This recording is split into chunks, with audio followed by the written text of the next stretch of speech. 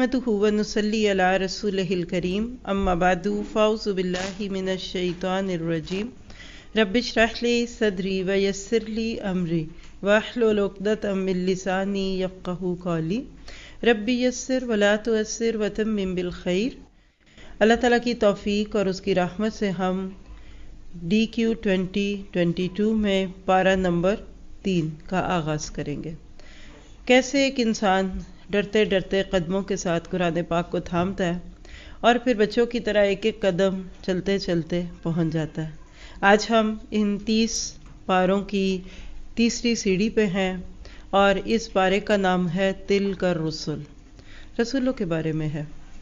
पिछले पारे की अगर आखिरी आयत आपको याद हो, वइन्नका लमिनल मुरसलीन। दूसरे पारे का इख्तिताम था, बेशक आप तो रसूलों में से है। इस बात पे अब इधर तिलकर रसूल है, ये है पारों का रब्त। आपको मालूम होगा और इंशाअल्लाह आपका ये इल्म का सफ़र जारी रहा तो खुद ही देख लेंगे कि कुरान के एक एक लफ्ज़ का दूसरे लफ्ज़ के साथ ताल्लुक़ भी है, एक एक पारे का दूसरे से और एक एक सूरत का भी, फिर सूरतों के शुरू का सूरतों के इख्तिताम से और एक सूरत के शुरू का पिछली सूरत के एंड से भी है, यानी फ़वातीह और ख़वातीम। ये कह लीजिए उलूमुल कुरान का एक बहुत बड़ा मौजू है। दौरे कुरान सुनते वक्त तो बस आपने अपने दिल को छूना, दैट्स इट। लेकिन अगर आप इस दौरान अपने लिए ये दुआएं करते रहेंगे जो सुबह में आप करते हैं कि रब्बी ज़िदनी इल्मा या रब्बिश्रह ली सदरी व यस्सिर ली अमरी, और इसी तरह से आप दुआ करते हैं अल्लाहुम्मा अल्लिमनी मा यनफ़उनी, तो आपका ये सफ़र अब रुकेगा नहीं, घबराइए नहीं। यानी कुरान सीखने का जो सबक शुरू होता है ना, अल्लाह करे ये मौत के दिन तक चलता रहे, क्योंकि यही वो दौलत है जो आपको दुनिया के गमों से और परेशानियों से बिल्कुल ऊपर कर देती है। आपको यकीन आने लगता है कि अल्लाह ताला आपके साथ है और आप किस तरीके से अल्लाह सुब्हाना ताला के साथ जुड़ते जाते हैं। आज के पारे की कुछ झलकियाँ आपको दिखाऊंगी तो आपको इसका अंदाज़ा होगा कि अल्लाह का कलाम कैसे, खुद अल्लाह ताला तो छुपा हुआ है, पर्दों में है, लेकिन इस कायनात में सबसे मुनफरिद और यूनिक चीज़ अल्लाह का कलाम है, क्योंकि सब मखलूक है, अंबिया, वली, पैगंबर और इंसान, फरिश्ते, हैवानात, हशरात, सब मखलूक हैं। इवन सूरज, चांद, सितारे, फूल, पत्तियाँ, ये भी मखलूक है। सिर्फ एक चीज़ है कायनात में जो मखलूक नहीं, बल्कि खालिक के वजूद का एक हिस्सा है, जिसको बल हुआ कलामुल्लाह कहते हैं, और वो इस वक्त आप और मैं पढ़ रहे हैं। कुरान अल्लाह का कलाम है और कलाम करने वाले की ज़ात का हिस्सा है। सिर्फ समझाने की खातिर बता रही हूँ कि इस वक्त आप मेरी आवाज़ सुन रहे हैं और आप में से जो लोग यहाँ आकर मेरे सामने भी बैठे हैं, आप सब मेरे इन अल्फाज को या मेरी आवाज़ को क्या समझते हैं? मेरे वजूद का हिस्सा है। जब लोग दुनिया से चले जाते हैं तो उनकी आवाज़ सुन के दिल क्यों बोझल हो जाता है और उनकी याद क्यों आने लगती है कि अब ये आवाज़ तो है, ये इंसान नहीं है। बस इसी से समझ लीजिए कि इंसान के वजूद के हिस्से में से एक हिस्सा उसकी आवाज़, उसका कलाम, उसकी बोली हुई बातें हैं। अल्लाह के लिए कोई मिसाल नहीं है, लैसा कमिस्लिही शैउन। लेकिन ये कुरान इसकी अहमियत को समझाने के लिए यहाँ ख़ुद को शऊर दिलाइए। मैं इतनी खुशकिस्मत हूँ कि मैं अल्लाह के कलाम को सुनने के लिए आज यहाँ आकर बैठ गई हूँ। अल्लाह ने मुझे चुन लिया। हर रोज़ आने से पहले मुस्कुराया करें। जो लोग घरों से हमारे साथ भी सुन रहे हैं अल्हम्दुलिल्लाह, और बाद में भी जो सुनते हैं, अपने आप को खुशकिस्मत समझा करें। बहुत सारे लोग कहते हैं काश हम पेरिस में होते तो हम आपके सामने सुनते। तो कोई बात नहीं, आप जहाँ हैं वहाँ ऐसे सुनना शुरू कर दे जैसे आप लाइव क्लास में बैठे हैं। मैं सब घर से सुनने वालों से ये एक्सपेक्ट करूँगी कि इस वक्त वो पिन ड्रॉप साइलेंस में सुन रहे हैं। बच्चे इर्द गिर्द नहीं शोर कर रहे। एक माँ को बच्चे पालने आने चाहिए। बच्चा है, आखिर इंसान का बच्चा है, कोई पेट तो नहीं है। वो भी समझने लगते हैं। बच्चे आपके इशारे किनारे भी समझते हैं। इस वक्त से पहले बच्चे की ज़रूरियात से उसको फारिग कीजिए। शऊर वाले, होश वाले बच्चे हैं तो उनको बता दें कि मामा की क्लास है। آپ بھی کچھ کریں، ان کو بھی کاپی پین دے کے بٹھایا کریں اور گھر کے سارے کام پورے کر کے بیٹھا کریں۔ کوئی اتنے بڑے نہیں ہیں ہمارے ایشوز کے ہم نے یہ 2 سے 2.5 اور چلیے آپ آگا پیچھا سارا لگا کر 3 گھنٹے کا ٹائم، کیا 24 گھنٹے میں سے چھٹی نہیں لے سکتے؟ اللہ تعالیٰ سے دعا ہے کہ ہمیں ٹائم مینجمنٹ آ جائے۔ حکمت اسی چیز کا نام ہے کہ جب کسی کام کو کرنا ہو اس وقت کیجئے، اور جب نہ کرنا ہو اس کو نہ کریں۔ جب کسی کام کے کرنے سے بہتر کوئی اور کام ہمارے سامنے ہو تو ہم اس کو قبول کر لیں، اور اللہ تعالیٰ ہمیں اس کی توفیق عطا فرمائے۔ اب چلتے ہیں پارے پہ، تلک الرسل۔ حقیقت یہ ہے کہ یہ پارہ رسولوں کے مشن کی ترجمانی کرنے والا پارہ ہے۔ کیسے اللہ تعالیٰ اپنے بندوں میں سے کسی ایک بندے کو کسی ایک کام کے لیے چنتے ہیں، پھر وہ اللہ کے راستے میں اپنی سی ہر کوشش کر کے جاتا ہے، لیکن اس کی بدولت اللہ تعالیٰ بعد میں اس کا نام زندہ رکھتے ہیں، اور اس کے چاہنے والے پھر بعض دفعہ اسی کے نام لے لے کر دوسروں سے جھگڑتے ہیں۔ ہمارے سال کا تھیم دعا کی طاقت۔ آج اس میں سے جو موضوع آپ کو ملے گا وہ بہت حساس ہے، انتہائی سینسٹیو ٹاپک ہے، اور وہ آج ہم لیں گے سورۃ آل عمران کی آیت 35 پہ۔ جب ہم وہاں پہنچیں گے تب تو لیں گے ہی، ابھی بھی تھوڑا سا چکھ لیجئے۔ مریم علیہ السلام کی ماں کا نام لیے بغیر اللہ تعالیٰ فرماتے ہیں، کیا فرماتی ہیں؟ انی نذرت لک ما فی بطنی محررا فتقبل منی۔ اے میرے مالک، میں تیری نظر کرتی ہوں اس کو جو میرے پیٹ میں میرے بطن میں ہے آزاد کرتے ہوئے، بس تو قبول کر اس کو مجھ سے۔ سورۃ آل عمران میں آل عمران کا قصہ ہے، اور عمران حضرت مریم علیہ السلام کے باپ تھے اور عیسیٰ علیہ السلام کے نانا۔ ان کی بیوی پیٹ میں بچے کو رکھے ہوئے جو بیوہ بھی ہو چکی ہیں، اور اتنی خوبصورت منت مانگتی ہیں کہ جس کو اللہ نے قیامت تک کے لیے اس کتاب میں رکھ دیا۔ تو آج دعا کے ٹاپک میں سے ہمارا موضوع ہے نظر۔ کچھ لوگ کہتے ہیں نظر نہیں مانی جا سکتی، اور ان مسئلوں کو جو کہ کوئی نان ایشو بنا کر لوگوں نے بہت سے جھگڑے کھڑے کر دیے، تو چند باتیں نوٹ کیجئے گا نظر سے متعلق۔ نظر کس کو کہتے ہیں؟ کہ انسان اپنے اوپر کوئی ایسی بات واجب کر لے جسے اللہ نے واجب نہیں قرار دیا۔ منت بھی اسی کو کہتے ہیں، نظر بھی اس کو کہتے ہیں، نظر و نیاز کہنا بھی بعض لوگ کہتے ہیں۔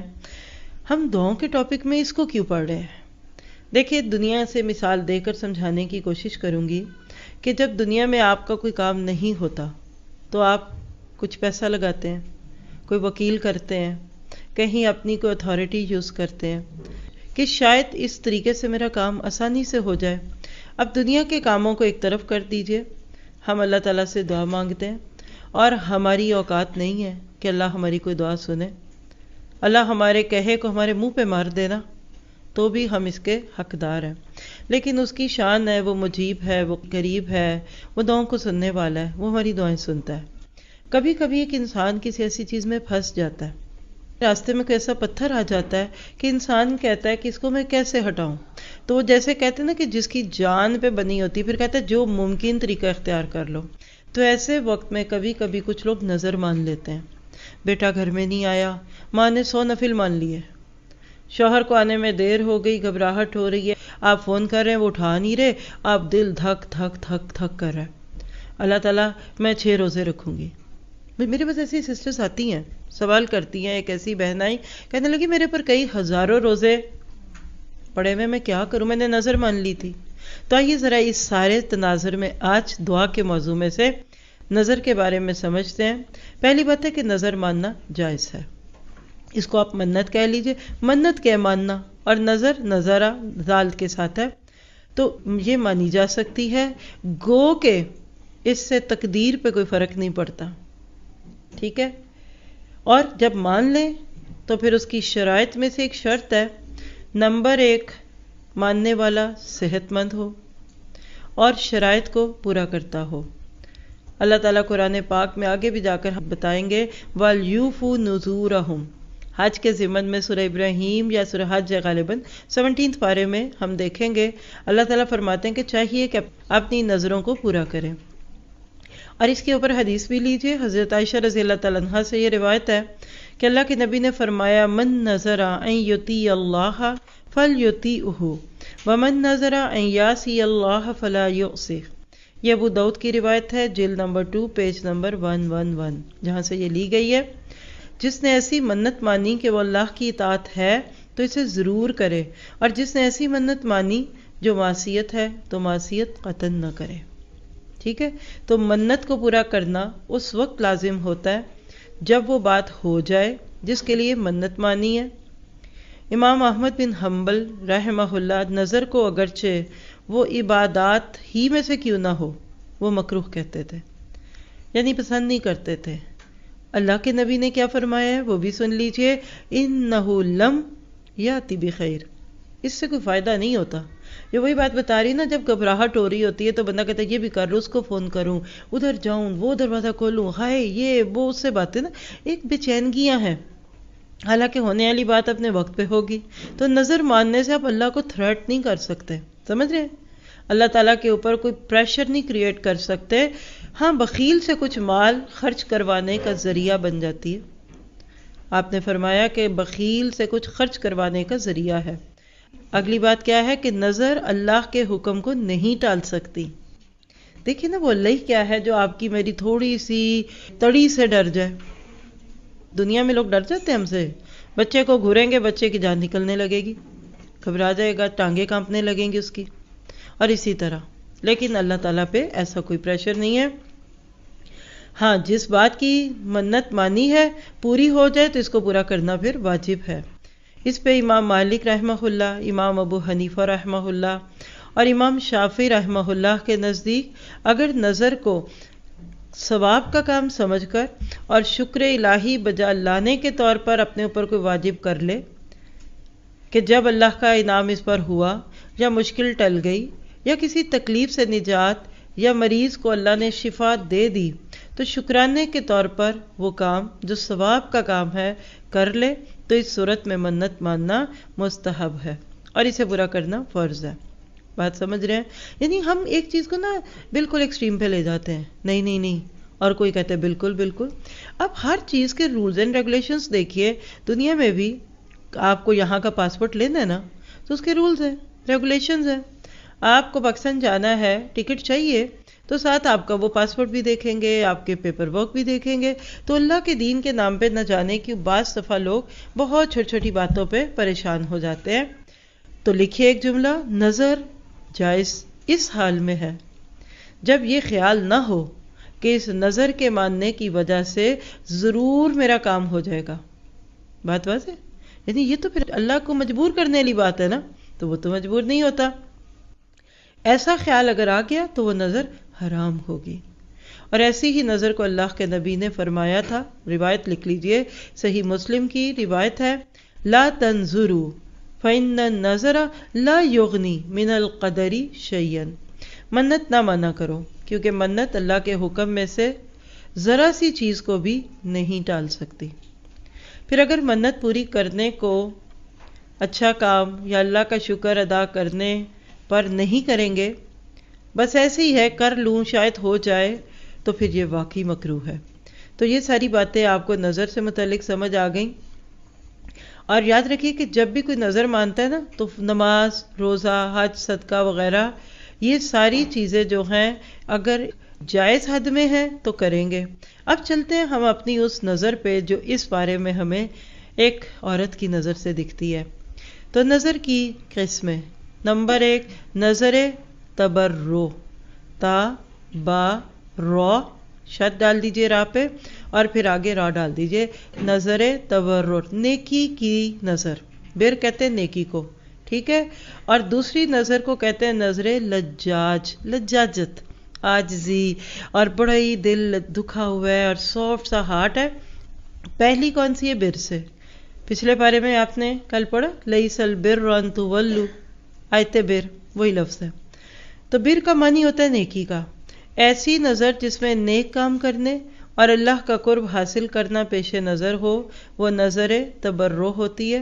اب اس کی پھر 2 صورتیں ہیں، ایک نظر جو کسی دلی مراد کے پورا ہونے پر موقوف ہو، یعنی آپ کے دل کی کوئی دعا پوری ہو گئی، آپ کی کوئی خواہش پوری ہو گئی، مثلا کوئی بیمار تھا اور اس کو اللہ نے شفا دی، آپ کہتے ہیں میں شکرانے میں روزے رکھوں گا، تو ایسی نظر کو نظر مجازتن کہتے ہیں، مجازاتن، کیونکہ جو منت مانی ہے وہ کسی بات کے جواب میں مانی ہے، یعنی کچھ کام ہوا، آپ اس کو یوں بھی کہہ سکتے ہیں جیسے ہمارے ہاں لوگ کہتے ہیں ہم شکرانے کے نفل پڑھیں گے، ٹھیک ہے۔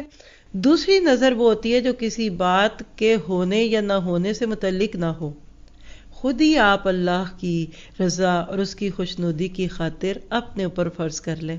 مثلا آپ کہتے ہیں میں آج کا روزہ رکھوں گی تاکہ اللہ مجھ سے راضی ہو جائے، ٹو پلیز اللہ سبحانہ تعالیٰ، تو اللہ کی خوشنودی کی خاطر روزہ رکھنا، ایسی قسم کو نظر تبرع کہتے ہیں۔ اور لجاجت والی نظر دوسری، ضد یا اصرار کی بنا پر، غصے اور ناراضگی کے موقعوں پر یہ نظر مان لینا۔ اس سے مقصد کبھی کیا ہوتا ہے، مثلا میں یہ کام اب نہیں کروں گا، یعنی کسی فعل سے باز رہنا، اچھا اگر میں فلاں شخص سے بات کر لوں تو مجھ پر اللہ کا یہ فرض عائد ہو جائے گا، اور اگر فلاں شخص ایسا کرے تو مجھ پر یہ فرض عائد ہوگا۔ مثلا ایک شخص ہے میں سسرال میں نہیں جاؤں گا، بھئی تم نہیں جاتے تو نہ جاؤ، ان کا کیا تھوڑتا ہے تیرے بغیر، یہ کون سا روب ہے؟ اور بعض بیوی کو کہ تو ماں باپ کے گھر چلی گئی تو تجھے طلاق ہو جائے گی، اور تو چلی گئی تو ویسے فضول باتیں ہیں۔ ایسی منتیں اور ایسی نظریں غلط ہیں۔ اور جب کہتا ہے کہ میں اپنے آپ کو دوسرے شخص سے گفتگو سے باز رکھوں گا یا رکھوں گی، اور دوسری مثال میں کسی دوسرے شخص کو کام سے روکنا ہے، ایسی چیزیں نہیں کرنی چاہیے، یہ اللہ کے قانون کو ہاتھ میں لینا ہے۔ نظر لجاج میں دوسری قسم کیا ہے کہ کبھی اس نظر سے مقصد، یعنی وہ نظر جو مانی اس سے مقصد کیا ہوتا ہے، کسی کام پر خود کو آمادہ کرنا یا کسی اور کو آمادہ کرنا۔ مثلا اگر میں گھر نہ گیا تو مجھ پر یہ کام لازم ہوگا، یا اگر اس نے یہ کام نہ کیا تو مجھ پر یہ واجب ہوگا، یہ راہ جاتی کی پابندیاں ہیں، ایسا کرنا نہیں چاہیے، اس سے دین بوجھل ہو جاتا ہے۔ تیسری صورت اس کی کیا ہوتی ہے کہ اگر کبھی اس نظر سے مقصد کسی بات کی تصدیق ہوتی ہے، مثلا اگر وہ بات نہ ہوئی جو تم نے مجھ سے کہی تھی تو مجھ پر اللہ تعالیٰ کی طرف سے یہ لازم ہوگا، اور عموماً ایسی بیکار باتیں ایک دوسرے کے ساتھ معاملات کے بگاڑ کی صورت میں انسان کرتا ہے۔ آپ کو تو الجھا دیا، لیکن بتا دوں کہ ہم نے ابھی کیا پڑھا ہے، یعنی نظر تبرع کی 2 قسمیں اور نظر لجاج کی 3 قسمیں پڑھی، تو 5 قسم کی نظریں ہم نے پڑھ لی۔ اب سوال یہ ہے کہ جب آپ نیکی کے کسی کام کی منت مانیں تو اس کو فرض کرنا ہے اور مشروط ہے اور غیر مشروط ہے، نہ وہ کام ہوا تو کیا کریں، ہو گیا اور آپ نے نہ کیا تو کیا کیا۔ ان ساری چیزوں کا آپ نے لیے یہ معاملہ ذہن میں رکھیے گا کہ اللہ کو مجبور آپ نہیں کر سکتے۔ بہت اچھا ہے کہ بندہ اللہ کے فیصلوں کو قبول کر لے، لیکن اگر آپ نے ساری شرائط کے مطابق صحیح منت مانی تھی، آپ اس کو پورا کرنا پڑے گا۔ نہیں پورا کیا تو اس کا کفارہ قسم کا کفارہ ہے، جو کفارہ آپ نے قسم کا دیا تھا دینا ہے، وہ ہم سورۃ مائدہ میں پڑھیں گے، 7ویں پارے کے پہلے رکوع میں آئے گا، تو وہی کفارہ ہوگا۔ ادھر اگر میں آپ کو مزید باتیں بتاؤں گی تو ٹائم تو بہت لگے گا۔ اس پہ الحمدللہ ہمارے پاس کتاب الدعا، آڈیو، ویڈیو اور آف کورس اس کی ریٹن PDF کاپیز تو موجود ہی ہیں شہر میں، اور بکس بھی آپ لے سکتے ہیں، اور اللہ کا شکر ہے کہ ہم اپنے سبیل الجنہ کورس میں وہ پوری بک پڑھاتے ہیں۔ اس میں پورا ایک چیپٹر ہے باب النظر، اس سے فائدہ لے لیں، اور اگر مجھے بھی کہیں موقع مل گیا تو میں ضرور اس کو انشاءاللہ آگے لے جاؤں گی۔ لیکن ہم واپس آ جاتے ہیں اپنے موضوع پہ جو اس پارے میں مجھے اور آپ کو دکھے گا، اور وہ یہ ہے کہ مریم کی ماں نے اپنی بچی کو اللہ کے نام کون سی منت پلائے۔ آپ سن رہے تھے تو آپ ریلیٹ بھی کرتے ہی جا رہے ہوں گے نا کہ یہ کون سی منت مانی۔ یہ ماں نے اللہ کی خوشنودی کے لیے مانی۔ ایک عورت کے لیے اس کی سب سے قیمتی متاع اس کی اولاد ہوتی ہے۔ ایک عورت جس کے سر پہ شوہر کا سایہ بھی نہ ہو، وہ تو بڑی ہی انسیکیورٹیز کا شکار ہو جاتی ہے، اور ایسی عورت جب یہ کہہ دیتی ہے کہ انی نذرت لک ما فی بطنی محررا، یعنی اللہ جو بچہ میرے پیٹ میں ہے نا، میں اس کو اپنا نہیں سمجھوں گی، تیرا سمجھوں گی۔ 9 مہینے سے زائد پیٹ میں رکھنے کے بعد بھی میں اس کو تیری امانت سمجھ کر جنوں گی، اور نہ اسے معاشی امیدیں رکھوں گی، نہ اس کو اپنے بڑھاپے کا سہارا سمجھوں گی، اور وہ ساری باتیں جو لوگ عموماً اپنی اولادوں کی جوانیوں کے ساتھ لگاتے ہیں۔ کیا وہ ماں تھی، اور کیا اس ماں کی دعا کی طاقت تھی کہ اللہ نے ایک پوری نسل اس بچی سے اٹھا دی۔ آج ہم پاور آف دعا پہ بات کر رہے ہیں نا، آج بھی مائیں دعائیں دیتی ہیں، آج بھی نانیوں کو غم ہوتا ہے اولادوں کے پیدا ہونے پہ، لیکن انشاءاللہ جہاں ہم پہنچیں گے تو بات کریں گے کہ بی بی حنا نام کی یہ عورت کتنی عقل مند تھی کہ اس نے نہ صرف یہ ہے کہ اس بچی کے لیے، جو اس کو پتہ بھی نہیں کہ بچی ہے کہ بچہ، اس کے بچوں کے لیے بھی دعائیں کر دی۔ لیکن یہاں میں آپ کو آگے لے جانے سے پہلے چند سوال دیتی ہوں جو آج کے پارے کے اندر آپ کو بھرپور طور پہ دکھیں گے۔ سوال خود سے، سیلف انالیسس، اپنی ذات سے خود پوچھئے، آج ہم نے اپنی اولادوں کو کس کی نظر کیا ہے؟ آج ہم نے اپنی اولادوں کو کس سسٹم کے حوالے کر دیا؟ آج ہم نے اپنی اولادوں کو، اور بلکہ اس میں یہ بھی لکھیے کہ آج ہم نے اپنی جوان ہوتی ہوئی اولادوں کو کس معاشرے میں اور کس ماحول میں چھوڑ دیا؟ ہمیں اپنی جوان ہوتی ہوئی اولادوں سے آج کیا امیدیں ہیں؟ ہمیں اپنی جوان ہوتی ہوئی اولادوں سے آج کیا اندیشے ہیں؟ ہمیں اپنی جوان ہوتی ہوئی اولادوں سے آج کیا وسوسے اور خوف ہے؟ اللہ سبحانہ تعالیٰ کیسے اس کو آپ کے میرے سامنے لاتے ہیں، اس کو تو ہم بعد میں دیکھیں گے انشاءاللہ تعالیٰ۔ آگے چلتے ہیں، پارے کا تھیم، خاص طور پہ جو دعائیں آج آپ کو دی جا رہی ہیں اس کو دل کی تختی پہ لکھیے گا۔ قرضوں کا بوجھ، قرض، لون، مارگیج، اور پھر سونے پہ سہاگا جب اس میں انٹرسٹ بھی آ جائے۔ پچھلے پارے میں طالوت اور جالوت کے قصے میں ہم نے پڑھا تھا کہ من ذا الذی یقرض اللہ قرضا حسنا، کون ہے جو اللہ کو قرض حسن دے۔ اس پارے میں بھی آپ کو یہ موضوع چوز کرنے کی وجہ بھی بتا دیتی ہوں کہ پارہ نمبر 3 میں قرآن پاک کی طویل ترین آیت دین آ رہی ہے، بالکل اینڈ سے 3 یا 4 آیتیں پہلے کی، یعنی قرآن پاک کی سب سے طویل آیت توحید اور شرک کے فرق پہ نہیں ہے، نماز کے طریقے پہ نہیں ہے، روزے یا حج یا قربانی کے طریقے پہ نہیں ہے جو کہ اللہ کے ساتھ بندے کے تعلق میں ہے، یہ لوگوں سے معاملات کے بارے میں۔ اس سے دیکھیے کہ اسلام آپ کے مالی معاملات میں کتنا کنسرنڈ ہے۔ دوسری بات ہے کہ خرچ کرنے کی 4 ممکنہ صورتوں میں سے ایک صورت قرض، اس پارے میں اس پر ڈیٹیل سے بات آ رہی ہے۔ پھر اسی پارے میں جو آگے آپ کو ایک اور خوبصورت چیز ملنے والی ہے، وہ سورۃ آل عمران میں ایک آیت ہے کہ جس کے ناطے سے ہمیں ایک دعا ملتی ہے۔ آئیے ذرا اس کو بھی دیکھ لیتے ہیں، اور پھر اسی سے پھر ہم آگے پارے کے ساتھ ساتھ چلتے جائیں گے۔ حضرت معاذ نے آ کر اللہ کے نبی سے کہا کہ اتنا قرض ہے کہ اس کے بوجھ تلے دب گیا ہوں، تو آپ نے فرمایا اللہم مالک الملک تؤتی الملک من تشاء من تشاء وتنزع الملک ممن تشاء وتعز من تشاء وتذل من تشاء بیدک الخیر انک علی کل شیء قدیر۔ اور اس سے پھر اگلی آیت جو آج کے سبق میں آ رہی ہیں، تولج اللیل فی النہار وتولج النہار فی اللیل وتخرج الحی من المیت وتخرج المیت من الحی وترزق من تشاء بغیر حساب، پڑھا کرو۔ اور اس کے بعد جو دعا سکھائی وہ اصل میں آپ کے لیے ہائی لائٹ کی جا رہی ہے ادھر، رحمان الدنیا والآخرہ ورحیمہما تؤتیہما من تشاء وتمنع منہما من تشاء ارحمنی اور ارحمنی برحمت تغننی بہا الرحمت من سواک اللہم اغننی من الفقر وقضی عن الدین۔ یہ مجموع الزوائد کی روایت ہے، ترجمہ اس کا آپ کو انشاءاللہ اس کے ساتھ میں بتاؤں گی جہاں یہ آیت آئے گی، لیکن آج کے پارے کو سنتے وقت اس بات کا تو یقین آپ کو بھی آنا چاہیے کہ آج امت مسلمہ وہ کام کیوں نہیں کر پا رہی کہ جو پچھلے پارے کے شروع میں وَكَذَلِكَ جَعَلْنَاكُمْ أُمَّةً وَسَطًا کی صورت میں ڈائریکٹلی ہمیں دیا گیا۔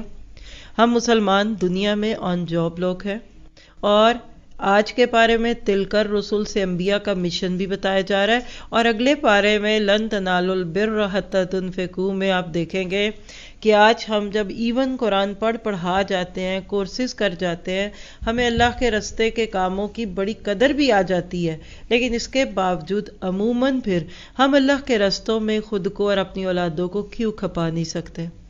اس کی وجہ ہمارے قرضوں میں ڈوبے ہونا ہے۔ وہ قوم کیا اللہ کو قرض حسن دے گی جس کا اپنا بال بال قرضوں میں جکڑا پڑا ہے؟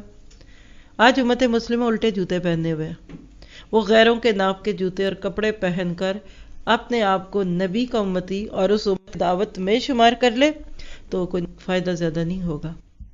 آج باوجود خواہشوں کے بھی ہم بس ایک خاص حد تک انصار اللہ بن کے پیچھے ہٹ جاتے ہیں۔ ہماری تو اپنی پوری نہیں پڑتی، وہ کہتا ہے کہ جس کا اپنا نہ کچھ پورا بنے وہ دوسرے کو کیا دے گا۔ آج امت مسلمہ دنیا میں دیکھا جائے امیر ترین امت میں سے آتی ہے۔ گھر دیکھ لیجئے، ان کے بینک سٹیٹمنٹس دیکھ لیجئے، ان کا لائف سٹائل دیکھ لیجئے۔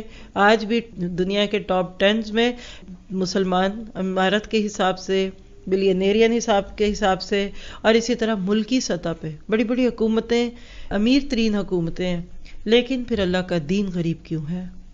پھر ہم کیوں رول رہے ہیں؟ پھر مسجدیں کیوں چندے کے ڈبے رکھتی ہیں؟ پھر آپ کے لوگوں کو کہتے ہیں کہ اچھا یہ کچھ کر لے، یہ کرنا ہے تو یہ پروجیکٹ میں جانا ہے۔ یہ کہنے کی کوئی باتیں تھی؟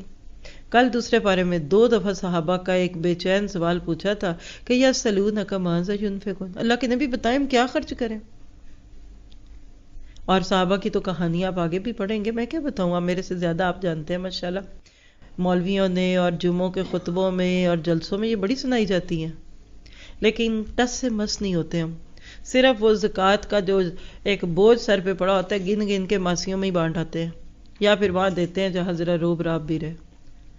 اس بارے میں آپ کو زکوٰۃ کی مدود بھی پتہ چلیں گی، کس نے سنت دینی، کس نے نفل، کس نے انی نظرت لک ما فی بطنی محررہ کہنا۔ ہم تو اپنے بچوں کے بڑے ہونے کے خواب دیکھ رہے ہوتے ہیں کہ ذرا کمانے والے 2 ہاتھ اور مل جائیں تو قرضہ دور ہو جائے، اور یہ قرضے دور کرانے کے لیے کتنے ہی گئے، قرآن کو چھوڑ چھاڑ کر آج تک واپس نہ آئے، بلکہ اور قرضوں میں ڈوب گئے۔ تو اس درد کے ساتھ اس بارے کو سنیے گا، یہ ایک کرنٹ ایشو ہے، یہ ہیٹ ایشو ہے۔ آج سے 2 سال پہلے یعنی DQ20 کا ٹاپک ہم نے آج کے دور کے فتنے اور اس کا سدباب رکھا تھا، اور میں آج بھی وہ وقت سوچتی تو میں کانپ جاتی ہوں اندر سے۔ کرونا کی وجہ سے پوری دنیا لاک ڈاؤن میں تھی، ہر طرف خاموشی تھی، ایسے تھا جیسے موت کی خاموشیاں۔ میں UK میں تھی ان دنوں میں، پچھلا سال بھی اس کے کچھ اثرات میں تھے ہم۔ گزر ہی گیا نا کرونا، اب اور آئے گا تو وہ بھی گزر جائے گا، پھر ایک اور آئے گا وہ بھی گزر جائے گا، لیکن یہ دیمک، بلکہ اگر میں کہہ دوں کہ یہ قرضوں کا بوجھ ایک اچھوت ہے جس سے امت کو چھوٹنا ہے۔ آئیے دعا کر کے شروع کرتے ہیں۔ آج آپ کم از کم 8 سے 10 دعائیں سیکھیں کہ قرضوں سے نکلنے کی، اور میں یہی دعا کرتی ہوں کہ اللہ سب سننے والوں کے قرضے بھی دور کر دے، اور آئندہ قرضوں میں پڑنے سے بچا لے، اور وہ قرضے جس میں تیری نافرمانی اور تیرے ساتھ جنگ ہے ان سے تو ہمیں ایک دن سے پہلے فارغ کر دے۔